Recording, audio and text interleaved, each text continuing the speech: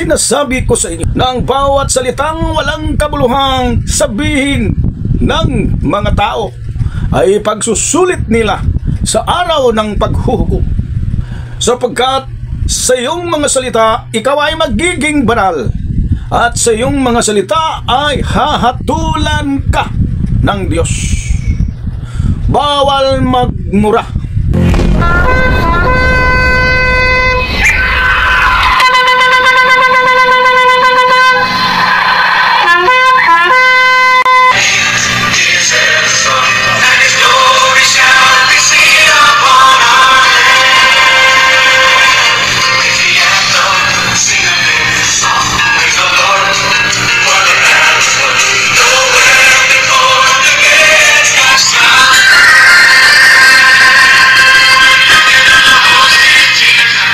Hebrews 4:12.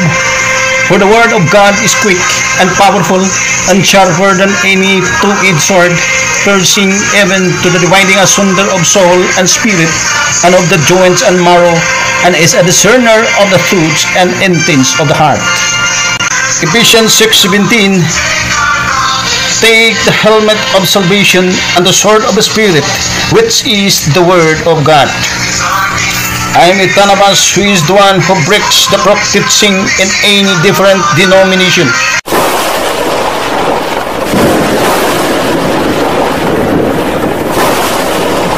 So what's up mga kabransis, nandito na naman si Itanabas sa gabing ito.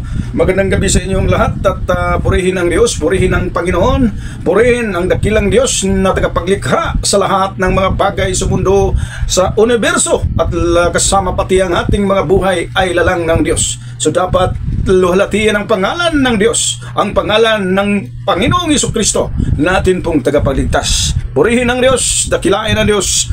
Praise the Lord, hallelujah. So mga kabransis, nandito na naman si Itanabas para mayroon pong ipaalala sa bawat isang tagapakinig, lalo na sa mga viewers, sa mga subscribers, no?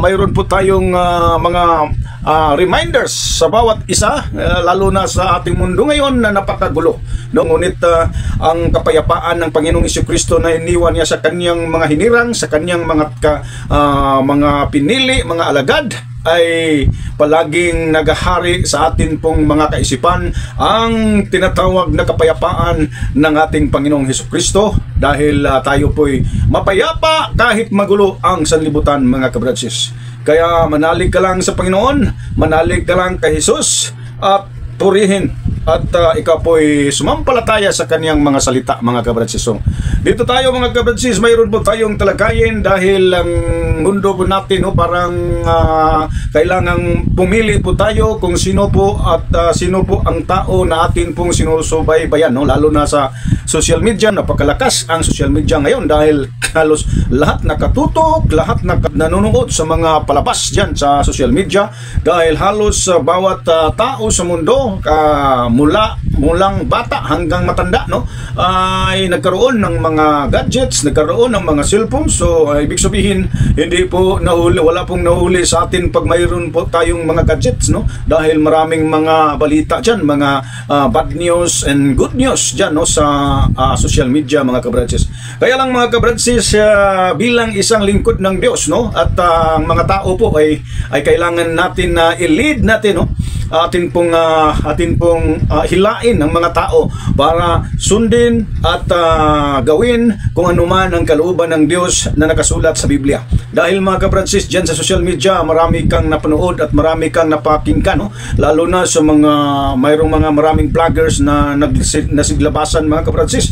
Kaya lang ang mga vloggers dyan na nasiglabasan mga kabransis ay parang sila, no, sa pananalita lang ay sila po'y mamislead po tayo, dahil ang mga taong nagsasalita dyan sa social media ay parang sanay na sanaying magmura, no? Magmura.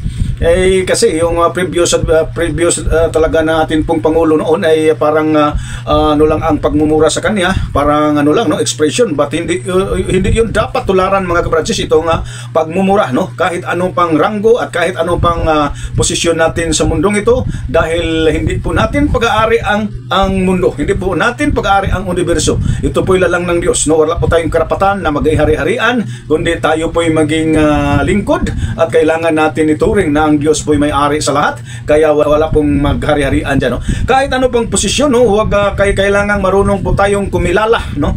Kilalanin natin itong mga social media influencer, mga taong naghahayag ng mga balita, no? Mayroong mga fake news at mayroon namang mga totoong balita, no? Mga good news, lalo na sa mga taong nagbahagi sa salita ng Diyos. Yun ang dapat ninyong pakinggan at panuurin, mga kabrads. Ngayon baliktad, mga kabrads, dahil ang mga tao po'y pumili sa mga taong naghahayag, nagsasalita na kasamang pagmumura. Napakadelikado yun, mga kabrads. Ito po yung mga paalala, lalo na sa mga viewers at na sumusunod, naging followers sa salita ng Diyos, sa atin po na channel, no, Itanabas channel, at hindi po kayo ma-mislead sa Itanabas video, Itanabas channel, dahil tayo po'y sisiwalat, no, sa mga balita na may kasamang biblical information o reaction, dahil ang tao pong nagsasalita dito, si Itanabas, ay isang lingkod ng Diyos, mga kabratsis.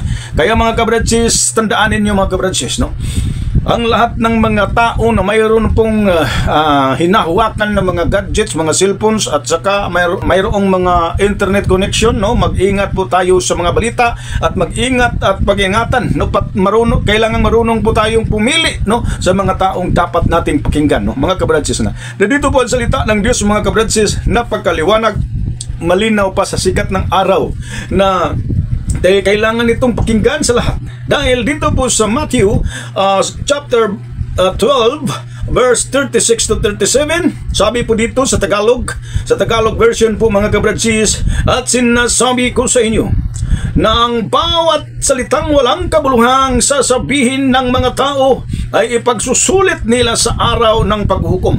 Sapagkat sa iyong mga salita, ikaw ay magiging banal, at sa iyong mga salita ay hahatulan ka. Ito po ang sabi ng ating Panginoong Hesus sa kanya pong talumpati, no, sa harapan ng mga followers at sumusunod sa kanya.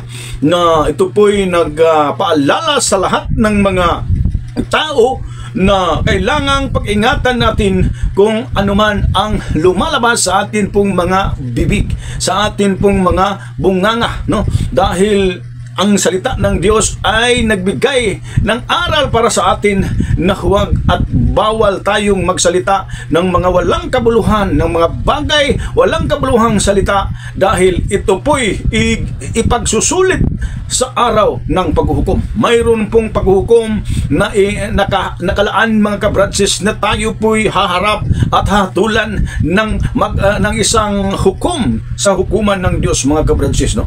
Kaya hindi po tayo palalagpasin sa harapan ng Diyos sa araw ng paghuhukom, dahil ang bawat salita na lumalabas sa ating pong mga bibig ay ito po'y hahatulan, at ito po'y magiging dahilan na tayo po'y dapat talagang parusahan. Dito po sa versikulo 37, sapagkat sa iyong mga salita ikaw ay magiging banal, at sa iyong mga salita ay hahatulan ka. Dito po sa atin pong mga salita, mga kabradsis, ito po'y magiging banal po tayo dito kung ang atin pong mga bunganga, bibig ay atin pong pag-ingatan na huwag magsalita ng mga pagmumura at huwag magsalita ng mga bagay ng mga walang kabuluhan, lalo na panglalait sa ating kapwa, lalo na pagsasalita ng mga kabastusan, lalo na sa pagmumura sa ating pong kapwa. Mga kabradsis, ito po'y hindi palagpasin ng Diyos, dahil sabi ng Diyos, at sa iyong mga salita ay hahatulan ka. Sa araw ng paghuhukom,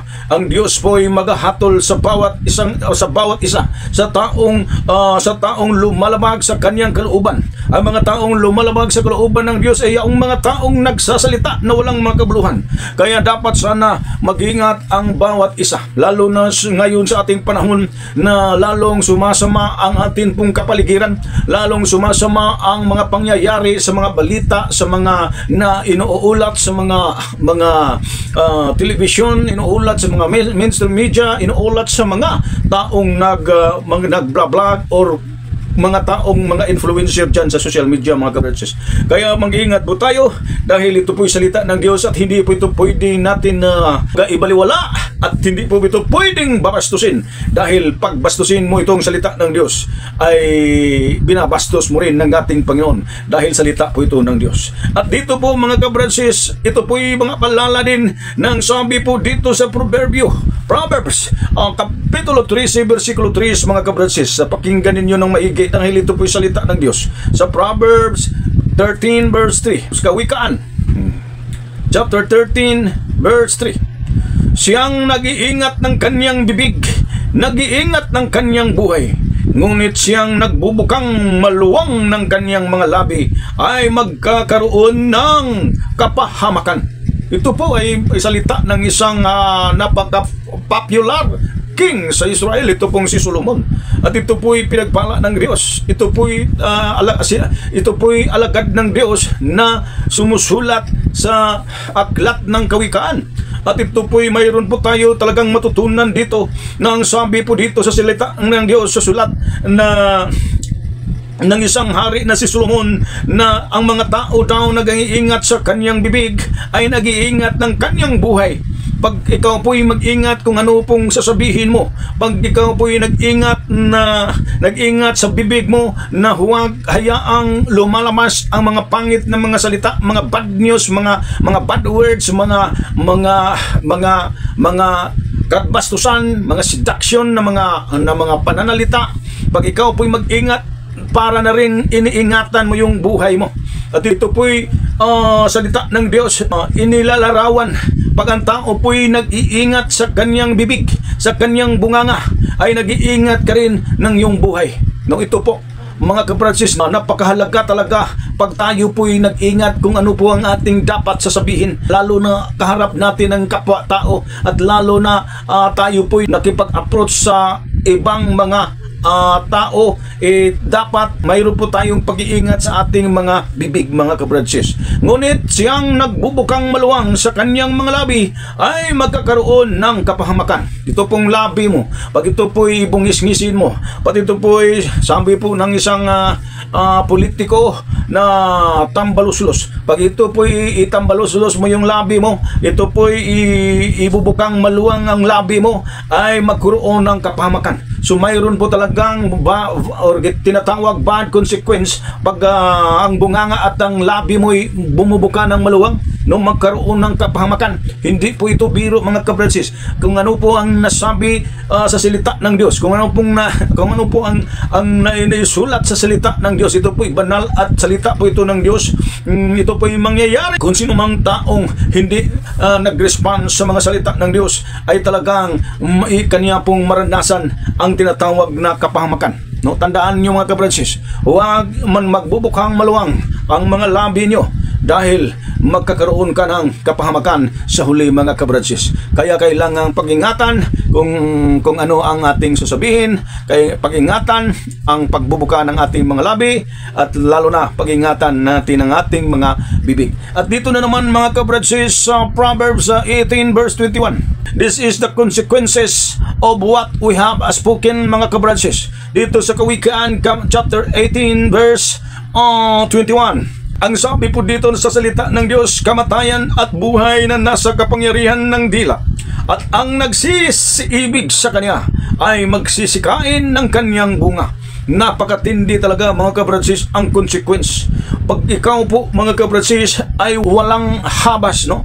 Napakadali mo talagang magsalita ng mga pangit na mga bad words, mga pagmumura. Ito po ang salita ng Diyos. Kamatayan at buhay ay nasa kapangyarihan ng dila. Ito pong dila ng tao, mga kabranches, napakapangyarihan po ito. Dahil kamatayan at buhay ay nasa ibabaw nito, ay nasa kapangyarihan ng dila. Kung ano pong sasabihin mo ay talagang mangyayari yun. Dahil na yun ang consequence. Yun talaga ang sasapitin pag kung ano yung sinasabi mo at sinasalita mo, ay ito po'y mangyayari, mga kabranches. Kamatayan at buhay. Buhay at kamatayan ay nasa kapangyarihan ng dila. Kung magsasalita ka ng mga bagay na pagmumura, ito po'y ito po'y curse, ito po'y kamatayan, no? Kung yun ang lagi mong sinasabi, kung yun ang lagi mong binabanggit sa bibig mo, yun talaga din ang mangyari, dahil ang dila po'y mayroong kapangyarihan, kamatayan at buhay. At dapat mga kabransis, ito po'y payo sa lahat ng mga makapanood ng bidyong ito, na kailangan po piliin po natin ang buhay, no? Kung anumang lumalabas sa atin pong mga dila o sa ating pong bibig, ay kailangan ito po'y buhay. Ito po'y magsasalita talaga tayo ng mga salita ng mga may kabuluhan, mga salita na makadiyos, mga salita na puno ng respeto, mga salita na puno ng paggalang sa ating kapwa, mga kabransis. Ito po'y kailangan talagang matutunan, lalo na sa huling araw na po tayo. Malapit na talaga mangyari ang atin pong inaantay na katapusan. Kaya mga kabransis, ito po'y napaka-importante, napakahalaga po talaga, at napakapangyarihan talaga itong salita ng Diyos na nagbigay natin ng mga paalala, reminders to everyone, to those who believe Jesus Christ. Andito po mga kabransis, sabi po dito, at ang nagsisiibig sa Kanya ay magsisikain ng Kanyang bunga. Kung iniibig mo talaga ng pagmumura, kung iniibig mo talaga ng pagsasalita ng walang kabuluhan, kung iniibig mo ang pagsasabi ng mga kabastusan, talagang magsisikain kayo sa Kanyang mga bunga. Yun talaga consequence sa mga sinasabi natin ang lumalabas sa ating mga bibig. Tandaan mga kabransis, kamatayan at buhay ay nasa kapangyarihan ng ating mga dila, mga kabransis, no? Katulad po dito mga kabransis, ito pong mga, pag tayo po'y manunood, lalo na sa iba't ibang mga vloggers, mga social media influencers, no, na nag-vlog at saka nagbibigay ng mga komentaryo, no? Ito po, may mga commentators diyan ng mga sa social media, sa YouTube, sa Facebook, at tapos ang mga pananalita talagang hindi talaga dapat, huwag niyo i-idolize yung mga taong nagsasalita na wala namang kabuluhan, ng mga pagmumura, no? Makikita mo talaga sa kanilang mga bunganga para namang walang takot magsalita ng mga walang kabuluhan, mga bastos, no? Kaya mga kabransis, kailangan marunong po kayong pumili kung sino po ang pakinggan at panuorin ninyo na mga taong influencers. Dapat piliin ninyo yung mga taong nagsisiwalat sa salita ng Diyos. Dahil punong-puno po ito ang salita ng Diyos, ang mga ngaral sa salita ng Diyos ay punong-puno po ng pag-ingat sa bunganga, punong-puno po sa pag-ingat sa kung anumang lalabas sa aming mga bunganga, mga kabransis. Itong mga taong nagbahagi sa salita ng Diyos ay dapat niyong pakinggan, dahil mayroon po kayong matutunan na mga moral values ang inyo pong makukuha. Higit pa sa moral values, ito po'y godly na mga bagay, godly things ang atin pong makukuha po sa mga taong nangangaral sa salita ng Diyos, mga kabransis, no? Dito po mga kabransis, ito po'y importante pong malaman ng tao, dahil parang nasasanay na talagang mga bibig ng mga tao na nag-uulat dyan sa social media na may kasamang pagmumura, may kasamang mga kabastusan, may kasamang walang kabuluhang mga salita na lumalabas sa kanilang mga bunganga, mga kabransis. Tandaan ninyo mga kabransis, itong pong pagmumura, lalo na ikaw po'y magsabi sa kapwa tao na pagsabihan mo na gago, yung pagsabihan mo na luko, buang, yung pagsabihan mo na bobo, yung mga pangit, yung mga salita, mga kabransis, yun ay panglalait. That is a criticism na mga expression, mga kabransis, at ito po'y dapat walain, dapat talaga na i-delete, at dapat talagang huwag ninyong tularan, no? Sa mga taong nagmumura, no? Nasasanay yung mga influencer dyan na magsabi ng mga ulol, yung mga nagsabi ng mga putang ina. Napakapangit na mga words na yan, dahil yung putang ina, yun ay nag-involve sa ina mo, sa ina, no? Ay ang ina mo'y puta, hindi bagay at hindi yun dapat tularan. Huwag kayong sumunod sa kanila, yung mga taong palamura, nagmumura. Kasi yung may talaga naranasan talaga natin na presidente po tayo noon na para sa kanya ang pagmumura parang lang, no? Parang biro, pero hindi dapat yung tularan, no? Ngayon, nasa ano na po tayo, ibang administrasyon. Ngayon, ang administrasyon po natin na hindi napalitan na, no, na hindi talaga, wala po tayong narinig na pagmumura. No? Yun talaga, no? Dapat i-abolish mo na yung nasa isipan mo yung mga bad words, yung mga pagmumura, yung mga kapastusan ng mga salita, no? Kayong mga influencer, kayong mga vloggers, no? Kasi tinuturing kayo ng mga nag-influence kayo ng mga nanonood sa inyo. Paano ninyo nami-mislead niyo yung mga tao, no? Kaya dapat kayong ma-educate sa salita ng Diyos. Huwag ninyong hayaan na kayo po'y nakaharap dyan sa vlog niyo at sa mga TV channel niyo, kayo po'y nagmumura. Pag-ingatan yung bunganga niyo na huwag kayong magmura. Although hindi kayo sanay magbasa sa Biblia, dahil dito man talaga sa Biblia masumpungan natin talaga yung tayo dito po, madisiplina po talaga tayo sa Biblia. Kapag tayo po sumampalataya at sumunod po sa salita ng Diyos, dahil ito po yung salita ng Diyos, talagang mabago ang buhay mo. Sumampalataya ka sa Panginoon, pananampalatayanan mo rin ang salita ng Panginoong Hesus, kaya mabago yung buhay mo, no? At saka sundin mo ang napakabanal na example. Ito po, Jesus Christ is our perfect example. Jesus Christ alone, mga kabranches. Kaya kayong mga influencer, ito po yung mga payo ko sa inyo, mag-iingat kayo sa mga bunganga nyo, no? Ito po, kahit hindi kayo nagbasa ng Biblia, kaya madali lang kayong magmura, madali lang kayong magsalita ng pagmumura, kahit mga sa eskwelahan, sa mga paaralan, no? Hindi naman kayo tinuturuan ng mga guro, ng mga instructors na tayo po'y magmura. Hindi naman kayo tinuturuan kasi na ano lang tayo, nasanay na lang tayo dahil sa atin po na kung ano pong environment na bilong po tayo. Kung palamura yung mga kamag-anak mo, mga parents mo, mga kapitbahay mo, cousins, at saka mga relatives mo, ganun ka rin. But paano mo para maiwasan ng mga bagay na yung pagmumura mo, pagsasalita ng walang kabuluhan? Ang Biblia lang, no? Ang salita lang ng Diyos ang makapagpalinis sa mga nasa puso at nasa bunganga, nasa isipan mo at nasa dila mo, mga kabratsis. Kaya lang ngayon, mga kabratsis, no, dapat sana, no, pag-ingatan mo yung kahit hindi ka naman sumampalataya sa Biblia at hindi naman kayo nag-aaral at nagbabasa ng Biblia at hindi naman kayo nanonood, no, sa mga taong spiritual, mga religious preacher or sa mga religious vlogger, hindi naman kayo nanonood. Kaya lang pag mapanood niyo ito, mag-ingat kayo dahil bawal po talaga itong pagmumura.